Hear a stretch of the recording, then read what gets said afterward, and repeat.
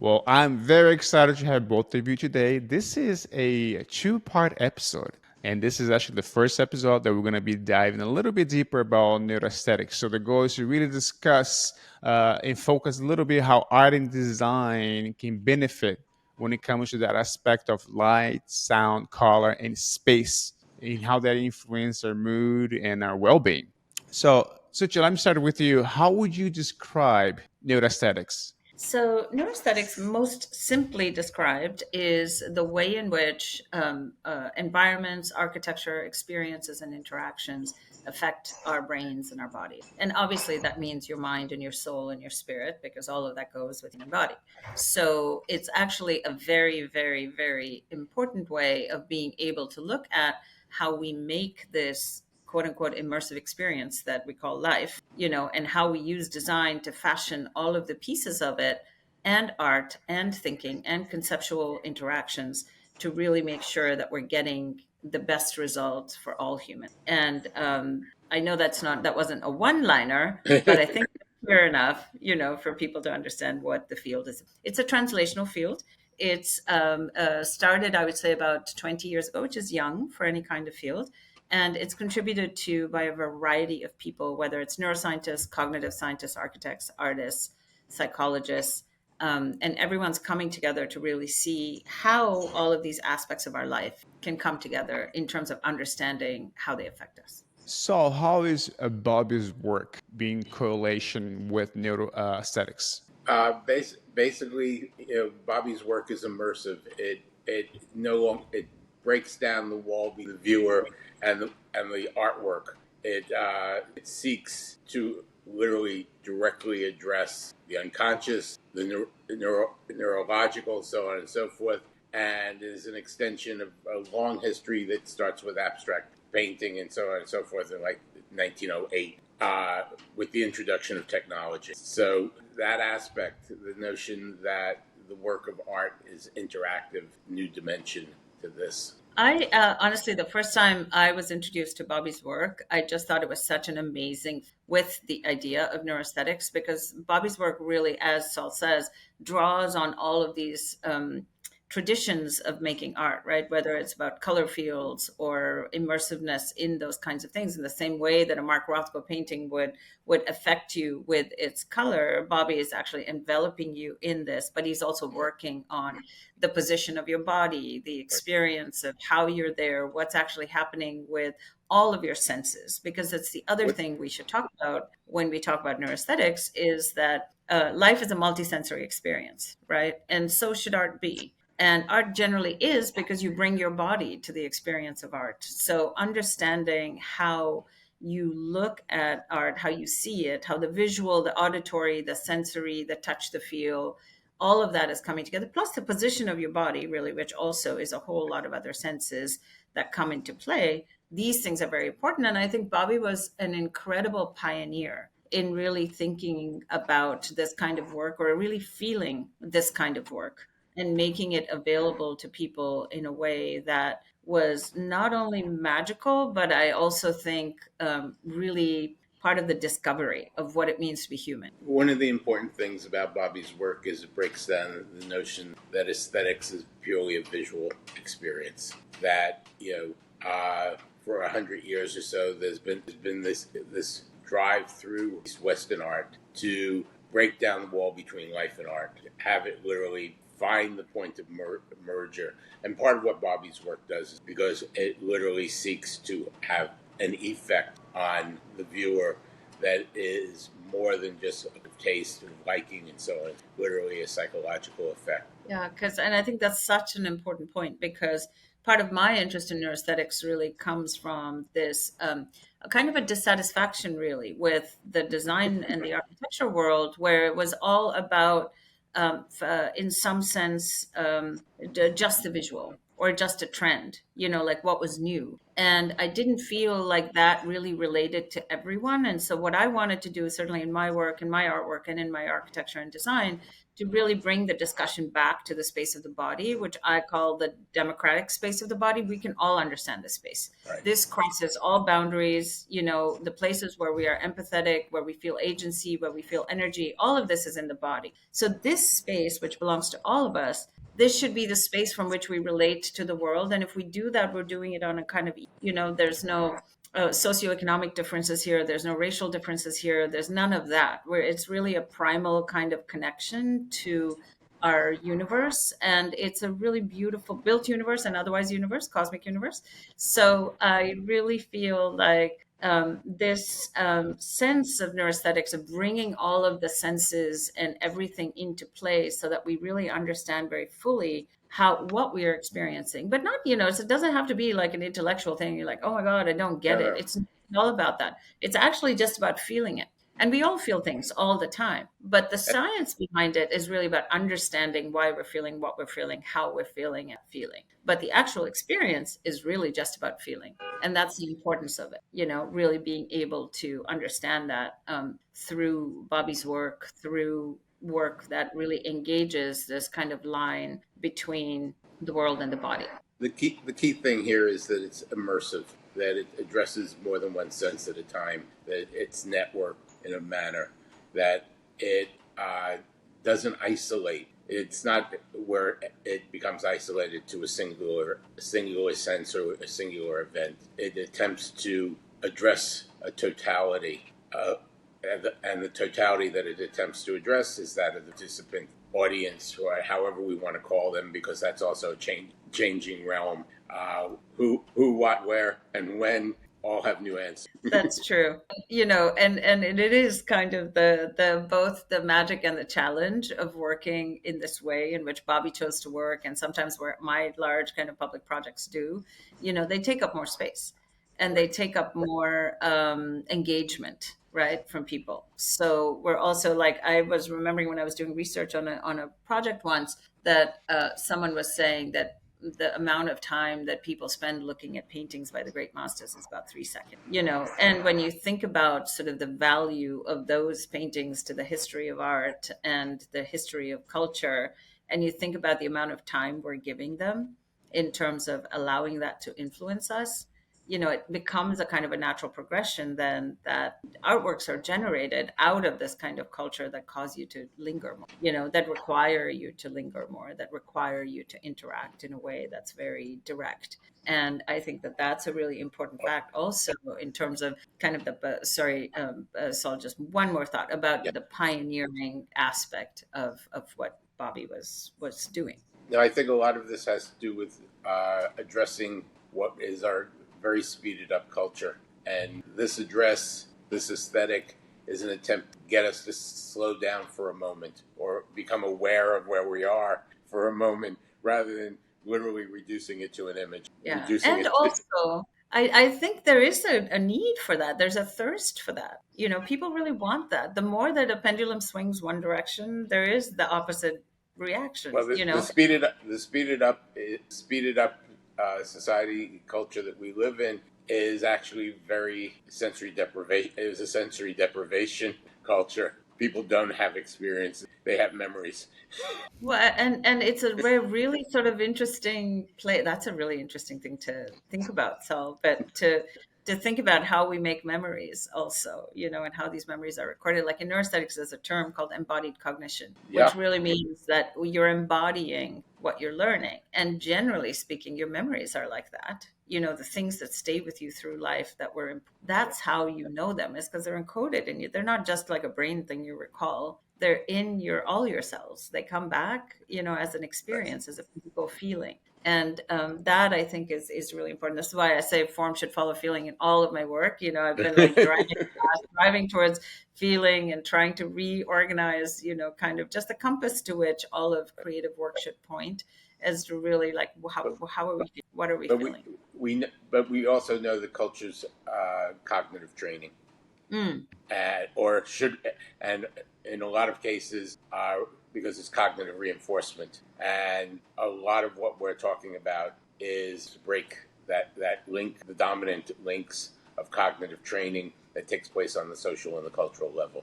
Yeah, you're really entrained to think a certain way, and this kind of entrainment is a thing that, any good art, any good aesthetic experience will disrupt. Right. And let's say yeah. in the case of Bobby's work, he asks for 3.5 minutes of your attention, not 30 seconds. Not 3 seconds.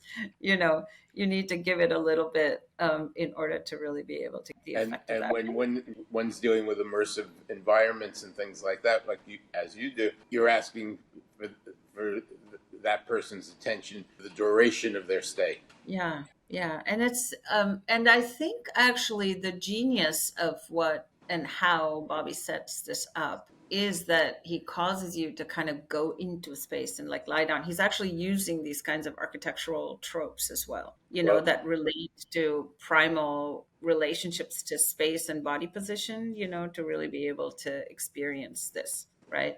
Which is very important both from a physiological but also mental level. While we've, in terms of the foundation and so on, while we've preserved for the most part the experience of the machine, so on and so forth, what we've lost with the loss of Bobby is the carnivalesque aspect of it. If one looks at the machine, they look sci-fi, they very do-it-yourself homemade, they have weird aesthetic, you don't want to really get into it, and once you're in it, it's a whole different world. So there's that initial notion of trust. This element of wonder, no? Don't you think so? Like, I think that's the kind of a common theme. Like in all of my work, I always think wonder is this giant equalizer. Anybody can feel wonder at any age. And if they can feel wonder, then we're all in the same kind of state. And I think Bobby's work does that. It brings you in with a sense of wonder, no? Right. No, but when Bobby showed the works at things like Spring Break and so on, he was there to basically almost in a carnival manner, bring in the audience, be the MC. Talk to everybody, get them adjusted, and that's where the whole idea. When we show the machines, we have guides to get you in and out of them. So it's like to get rid of whatever trepidation there may be or over-eagerness. We also have people who are overly eager to get into them and want to run it themselves. But that's another story. No, it's like, and in architecture that translates to this very important concept of transition spaces. Which, like for me, are kind of what's missing most of the time, and it's a very, very important space. Because it has to prepare you for the experience and it has to deliver you from the experience. And Bobby very much understood that. We have the story of his intervention when he set up one of the machines in the parking lot at Walmart and literally had to hustle people as they came out of Walmart. You want to try my machine? That's like me standing outside of one of my installations where I was measuring people's physical reactions to space in Milan, and I was like, hey, and I couldn't keep their data, right? So we couldn't keep their data. So I would be like, so how did it feel? Do you want to exactly what would you do? It's like, but that is a personal relationship with the work too, right? You do need the MC. You and I, so we've been so excited to talk to each other that Yuri, our MC, hasn't had a word in. But and I'm loving it. This is the whole point. The less I talk, the better. Let the specialists talk about it. But one thing I want to point it out that I think is fascinating about Bob's work, the way I see it, I started as an artist first and foremost. But somehow he tapped in something special through his own, pursuing of finding peace with himself, his well-being, and all his struggles. He tapped into something bigger, greater. It goes back to the social creativity. Someone who didn't have a background when it comes to science and studies behind neuroscience and things like that was able to create something who can tremendously impact someone's well-being, as you mentioned, within 3 minutes in the experiences. So that curiosity for me is like how an artist itself, was able to go beyond its own goal, objective, and really reach further in a way that perhaps if he wasn't even expecting. His legacy will go beyond just being an artist, but also someone who created tools that can improve people's well-being, being greater than you can even expect it. Yeah, I mean, I think that's what makes a real artwork, right? That's what makes a Jackson Pollock feel like it's an amazing painting, not just somebody spilling paint on a floor. And because there's the spirit behind it and there's the thinking behind it, and you can sense that energy, right? You can sense the where did this come from? Why did this happen in this way? That energy and that thinking and that dedication and devotion to this idea is imbued in the work. And I think that's clear from, even if you don't go into Bobby's machines, even if you just look at them, and you see them as this kind of body of work that is completely unique, doesn't really, even though if you read into it from, I'm sure, Saul, from art history Yeah, lenses well. and other lenses, you see all of the references, right? But if you didn't do that and you were just relating to it as a person with no previous preconceptions of what this experience should be, there is an amazing sense of, I want to know what that is, right? Yeah. And No, that, and I want to feel that, which I think is super important for an artist to achieve. That's an amazing thing to see. as we talk about it. We talk about the inside and outside. Bobby's work has an inside and an outside. There's two experiences to it. There's the intimate experience, the program, and there's the outside one of watching people get in and out of it, or just walking in on this thing and it looking like it's out of some homemade sci-fi movie. So was he ever interested in that process? I've been actually curious about that. Were there any, did he ever film that? Like people trying to get in, get out? Like, is there archive material of this? That would be so amazing. There's material, there's some video, there's audio files that we haven't gone through of him talking about that, which will eventually compile into a sort of Ghost Bobby.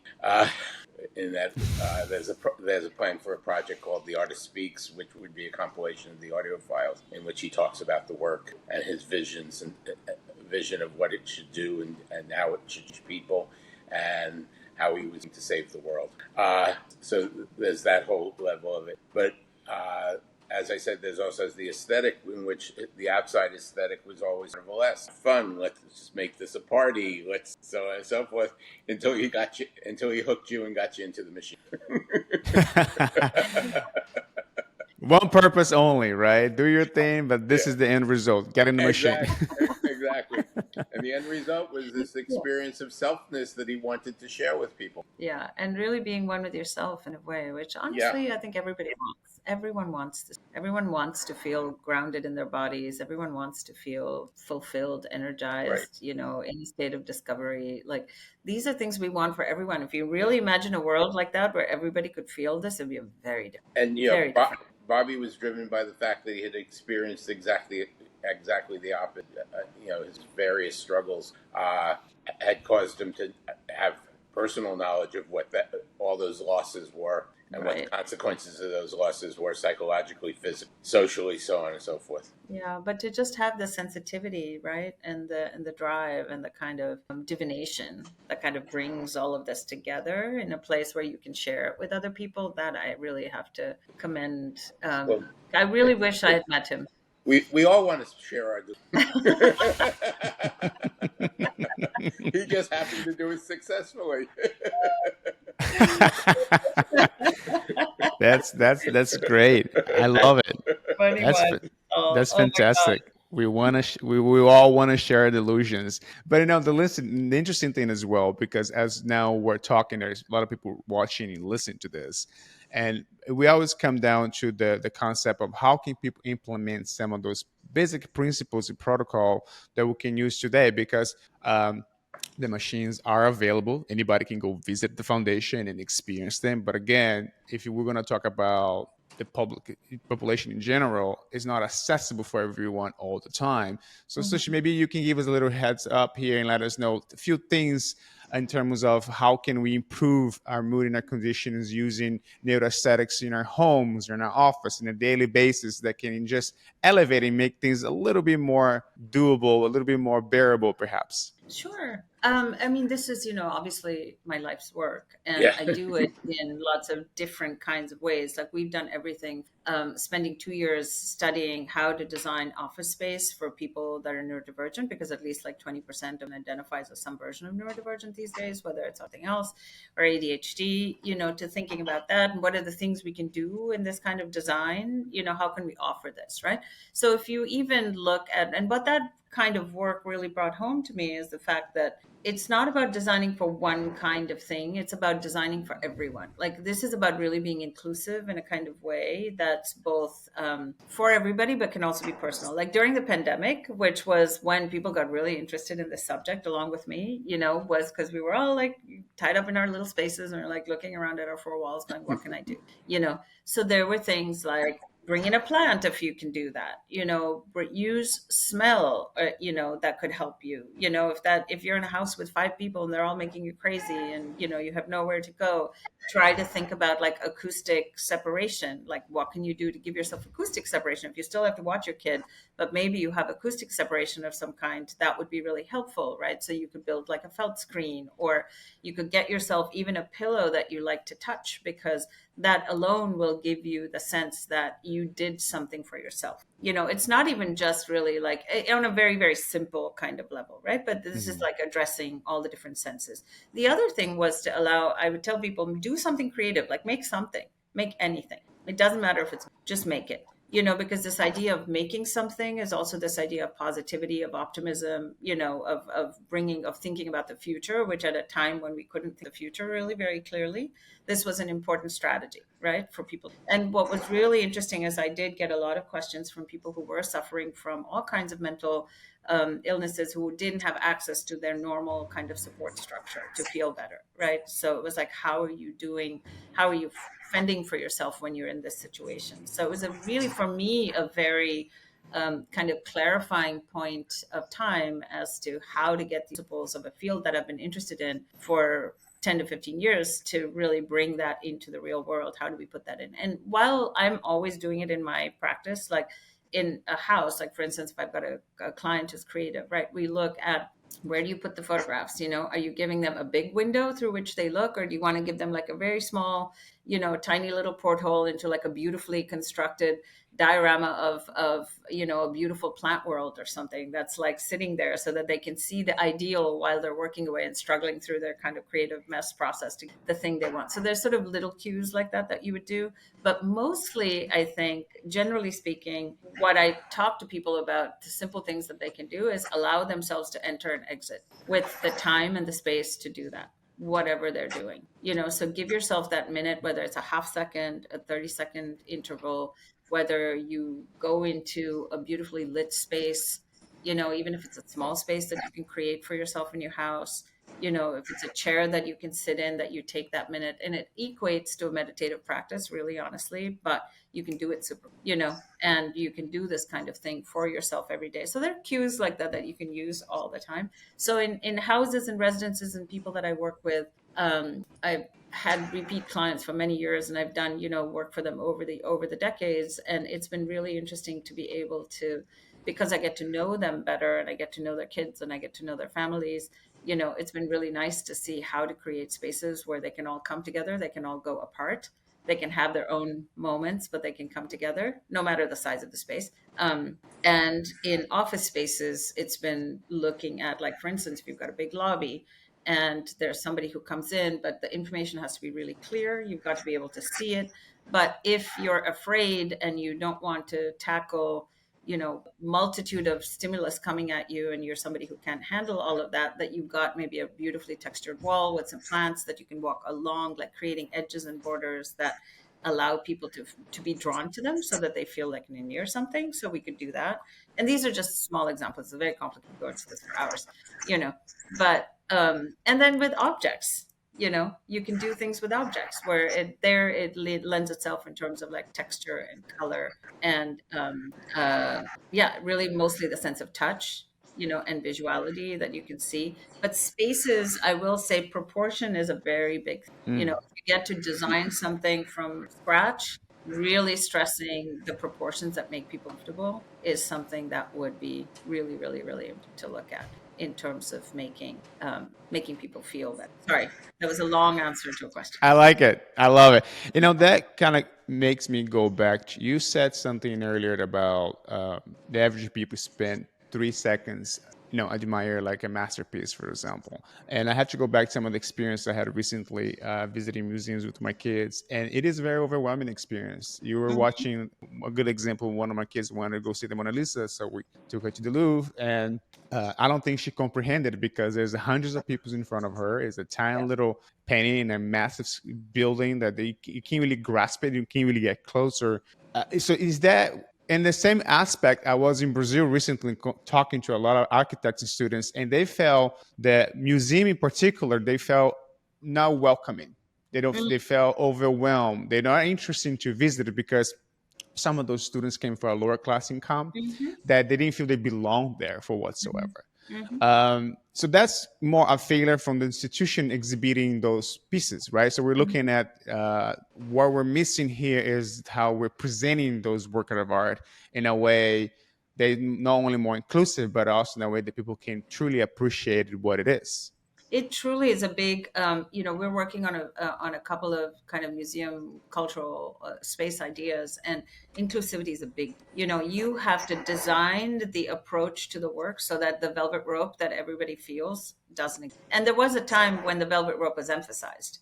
Whether that's emphasized in a certain way of like being this like perfect white box, with very tiny lettering that you have to sort of go up to, and it's full of very big words that most people don't get, or you're looking at creating kind of very thoughtful transitions to work, right? Like the Mona Lisa is, granted, is a difficult problem to solve because of the kinds of crowds that it gathers. Mm-hmm. First of all, how old is your daughter? And how wonderful that she wanted to see this. Yes. Well, first time we took her, she was 9 and she didn't remember very well. And then she's like, we just went back in the summer and she wanted to try it again. And I think it really went over. She couldn't, what's the big deal of Yeah, this painting, yeah, because everybody talking about it. But there's many other things. We end up visiting other museums, but that one in particular because it's so famous and she always yeah, heard about it. And she's like, yeah, am I missing something? I don't see what everybody's saying because she couldn't really comprehend was too much of an overwhelming right, experience in terms of the space, right. not the art. Yeah. And it might then, this is actually such a good cue, because this is bringing her on this journey of art criticism, right? Or just thinking for herself in terms of Mhm. what is good, what is not good, what should I take? But also for museums to think about very critical artworks that need to be introduced in a different way before you actually see the work, right? You might need a little video room where you actually experience why that's, if it's a seminal work, the amount of effort you put into that, like the Mona Lisa, might be warranted. You couldn't do that for every painting in the museum, but if you did it even for some of them, just the structure of knowing that there's history, there's provenance, these are the reasons why, then you get to see the work, right? So it's thinking about that. But while I think about Bobby's work, and like if I imagine that in a museum or say in the foundation, right? Bobby's work actually takes that level away already. Like everyone's kind of looking at it, but at the same time, because the velvet rope is kind But of but you removed got to by get the them kind. into the museum first, and You got to get part of them in there first. part of the problem And is that most I think is, yeah. right. Part of the problem Sorry, is go that ahead. most museums are designed for a situation that was defined in the 1930s and at the Right, height of modernism. And we live in a much different culture. We live in a much different cultural environment in terms of referred to as postmodern. And the postmodern museum, as far as I know, has yet to design certain spaces that have been adapted well, or when you attempts when at you it. come from a culture like I do, like India or some, like we've got temples, we've got, this was Yeah, all no, like part of our art. There wasn't, and this was art for the people. This wasn't Hmm. art for the right. select few, and so this sense of kind of the velvet rope, I think is a very, very important question that you bring up, No, Yuri. but we're And this, back. We're back to the issues of transitional yeah, spaces. yeah. Yeah, which could be landscape, which could also be like if it's a building that's freestanding, what's the approach to that? How do you think about it? What are the things that give you clues about this? What are the things that make you Exactly. feel like you're part of the experience before you're in the experience? It takes very thoughtful and careful thinking. But these, I think, are the really important questions of designing for space these days. Yeah. No, definitely, because significantly things like the extension of the Museum of Modern Art is a travesty. You know, it tries to lock the artist into a model that's 100 years old. And It's a very difficult problem to solve, particularly in an urban situation that's very tight. But there are new, if anywhere, I think innovation can be found in But we have, these. we had Venturi learning from Las Vegas, which quickly got forgotten. Yeah, no, it's a very interesting problem. We're thinking about it very seriously in several of the projects that we're considering and that we're in part of and teams with, really think and a lot of this comes from my work with, this idea of Right. inclusivity, I think, is really important. And how do we emphasize empathy, agency, and equity in every discussion for everyone, and that would mean all ages, right? You're in your case with your kids, it's not necessarily a socioeconomic kind of thing. Everybody can, whoever's there is able to go to Paris, they're able to go to the Louvre, but still, how is that being represented, right? How is that being translated for the different audiences that get to see it, and what are those important moments, and how do we engage everybody with respect and really wonder? I always come back to that. Like, if I can give people that sense, that inkling, then you've got them. And it's a really beautiful place to start. No, I have Yeah. I have a friend, Alex Lee, who has a thing called Alpha Fly, in which it's basically a device that helps people make the transition from what am I doing here and what am I looking at to literally it's sort of a cheat sheet. Yeah. Is it tasteful? Is it interesting? Why is it interesting? So on and so forth. Rather than them standing there and going, "What am I looking?" Well, also, I mean, it could be what am I looking at? There's very important, deep artworks that could be what am I looking at. And I don't necessarily mean that works need to be explained in a simplistic way, because I've also seen some museums kind of take this trajectory, where the language is so simple that anyone, your daughter might even be like, well, I already know that, I already learned that, whatever, right? So you do have to be, I Now, think it's more. Yeah, Alex's thing doesn't try to explain the work; it's to Uh-huh. encourage people to engage the work. Right, exactly. So it's really thinking about engaging the work. Like, how do you engage the work? Like, how do you see it? How do you not see it? Like, I was recently in What Venice, don't and you I see? in this Biennale, and Tadao Ando, who's an incredible architect, right, had done this wonderful show of the exhibit design, really, for paintings by a Chinese painter who's incredible, giant paint, beautiful brushwork, and work that didn't necessarily need that much introduction, except for the fact that the subjects were about different spiritualities that were systems of spirituality that were being, superimposed on each other, and how you actually got them, whether it was nature or it was Buddhism or, all of these. And one of the most amazing things that he did was he created these walls through which you had a small opening through which you saw this giant painting perfectly framed. And then as you walked through, it grew. And then you ended up at this sort of denouement of this experience, right? Where you got this like large painting of the sunlight and on the ocean, and you were enveloped in this, but you had this kind of, even in that. But this is what I'm saying, is that there's so many ways to tackle how we make work approachable, how we show work, what's meaningful about that. But it takes the kind of thoughtful consideration of that with the understanding of people and how they read it being at the center of it, rather than how does it look, or is it cool, or am I going, you know what I mean? Yeah. It'll be all of those things. But where do I stand? Where do I stand for the selfie? Exactly. But the problem, you can't start. I think there are plenty of a good example right now in many cities around the world, which are children's museum. Because being a father, we get you to do this. Those most often are experimental, really get you explore the entire space with the art or science, whatever they're doing, immersing the kids in that space.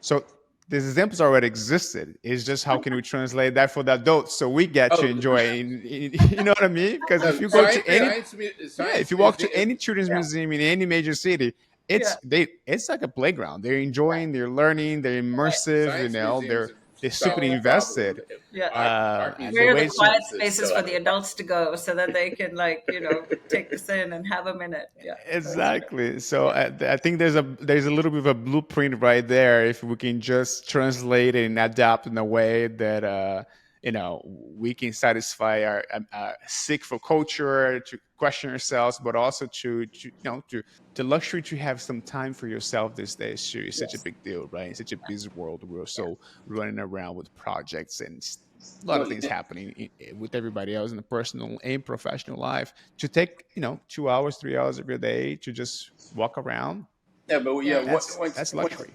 Yeah, once that is a again, one of huge the luxury, problems. you know, I'm sorry. and this is the thing. This is why when we design spaces and buildings and have ideas for how we might want to work with a client, we really think about how do we give you those momentary breaks and respite. You know, how do we introduce you to something? How do we give you the minute absorb that? Like, what's the cue in the space, the visual cue, the sensory, you know, the temperature cue.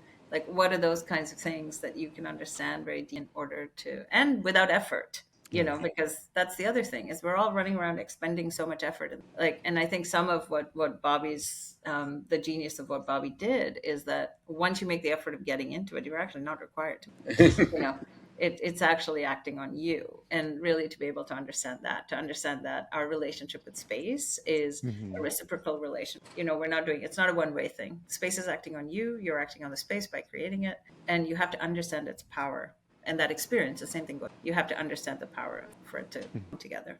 No, I think it's super interesting. Now, because you're someone who's very much invested in the subject and really, made a big part of your practice, are there enough literature? Because as you talked earlier, it's very semi new Mm-hmm. area in Mm-hmm. terms of the neuroaesthetics. And I know there's a lot of research, people very invested in creative and interested about the subject. Right. But for someone right now that wants to dig in and start learning a little bit more, do you find is that enough there to begin? There is absolutely. I mean, the simplest thing to do is just do a Google search on neuroaesthetics, and you'll see a lot of information. There's another book that's out there by two of my colleagues and collaborators. It's called Your Brain on Art, that came out not that long ago, which really breaks down a very complex object and shows you how different art, you know, can influence well-being. And so that's an important, I think, a very also very popular book is being translated. All of these things where it really lays it out in very simple terms of what the, so I could recommend that, but I could also there's podcasts out there about neuroaesthetics like yours. Yes, well, we were trying to shine light a little bit there, but I think, such I have a bigger question for you. I noticed throughout the years as we have opportunity to talk to so many wonderful creative people, and we always revisited the terms of what creativity really means and what is it, right? Mm-hmm. Is an exercise, it is a gift, it is perhaps a channel to something higher, a greater Mm-hmm. power. For you, how do you see it, and how you tap into that, let's say, power to be able to pursue your project? For me, creativity is a conversation and it is a channel. And it's my job to keep my channel clean and clear so that the communication drops in. You know, so like I always say to my clients, sometimes laugh at me because I say, you know what? Okay, I've got all the info. I need to go to sleep. I'll wake up in the morning and tell you what I want to, you know. So sometimes it's that, but for me, it's really listening. You know, creativity is about listening. It's about really listening to all of the factors, all the potential, all the possibility, the opportunity, and then allowing yourself to be the filter, the very non-judgmental filter. By the way, it's very important to keep the judgment on. You can put your skill in the mix but not your judgment, and then let the idea drop it, and usually it does, and it has a clarity that's like really beautiful. So for me, that's what it's, this connection between listening, having a conversation with the opportunities and the potentials of an idea, and really an internal conversation, and really allowing yourself to stay very open. That's how creativity. And how do you manage your ego in the process? Because as a designer and an architect, as far as I know, the idea of controlling, the idea of really seeing your vision come to fruition as you plan is Yeah. very much part of controlling the situation, the environment. But to keep that communication, the dialogue open, well, how are you doing to make sure that you're not the problem, you're not on your own That you're not way? forcing Exactly. your thoughts on someone. Well, first of all, you know, I make a lot of, but every time I look at a flower, this is why I love flowers. Look at flowers, and I'm like, nature kicked my ass. You know, it's like I haven't done anything that, you know. And so, first of all, I think there is a kind of humility that one has to have, also as a creative person, to really understand that whatever our idea is, it might be a nice idea, but only idea, and it's not the lots of, you know. And I think the other one of the ways that I like to work with people is a very collaborative aspect, which is a little bit more work, but you have to bring people along with you in the process so that they're as invested in the idea as you are, and then everyone's ideas are or feelings about the ideas are reflected, right? Because you can't, and yes, you do have I wouldn't call it so much the necessary the need to control. I would say you have the responsibility for making sure that the idea comes into the world in the way. It's like having a child, right? You want to raise that child in the right way, so you want to make sure that this idea has all of its correct support in order to show up in the best way that the idea could show up. And that's really the way in which I look at it. And when we're steering a project, it's not so much, oh, this is my idea. It's got to be this way. And, if you don't like it, it's going to have to be, my road or the high road. It's not like that. It's really about like, if we are all on board that this is a beautiful thing that we want together, then what are all the things we all need to do? And it has everything it needs, to be the best thing for me, for you. And that's hard. But you do have to do it with the right. That's the only way to. Nature kicked my ass again. Should be Always. the title of your next book. Listen, yes, I might need to do that because truly it's my daily practice. I bring flowers in always because every time I look at one, I haven't done anything that good yet, Yeah, I might think I'm great, but That's beautiful. We lost Saul, but he's going to be here for part 2, so we're going to Okay. get more information from him. But before I let you go, we ask everybody now that comes to the show 3 recommendations. Okay, a book to read. Again, it can be something about the subject or perhaps one of your favorites. Whatever you feel like you would like to recommend to the public that's listening and watching us. A movie, a show, a documentary, whatever we can go check it out. And I guess who should we invite next? So interesting. The book is a really difficult one to choose. I have a really fun that say machines will better than you do, which is really funny. It's a super skinny book. It's really great. I can give you the proper title and the artist Yes, properly. we included it in the description. Yeah, and then for movies, I would highly recommend Perfect Days by Wim Wenders if you haven't seen it yet. So it's amazing. It's about a guy who cleans toilets, but it's an incredible story. It's such everyone needs to see this just to understand how beautiful life, and how much joy we can get. The next guest, I'm gonna say I would have you have a jazz musician on your podcast next, whose books I love, and Stefan. You I should. like it. Yeah, he's I super like it. smart and funny, and he sees the connection between jazz and.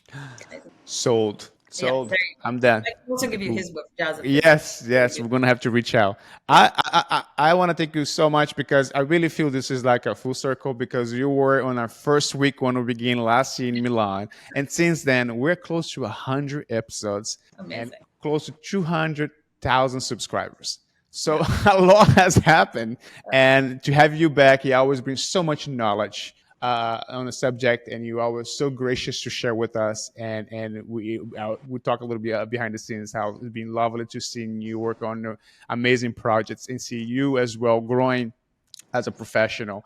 And I hope next time we do this, we do without the cameras, we do over dinner, and we can Oh, just that would be lovely. That's enjoy ourselves and yeah, and have a little bit more fun. But thanks again, I really appreciate it. my pleasure, Yuri. It's been wonderful to be with you, and really your energy and enthusiasm for all kinds of is what makes it. So Thank you very much.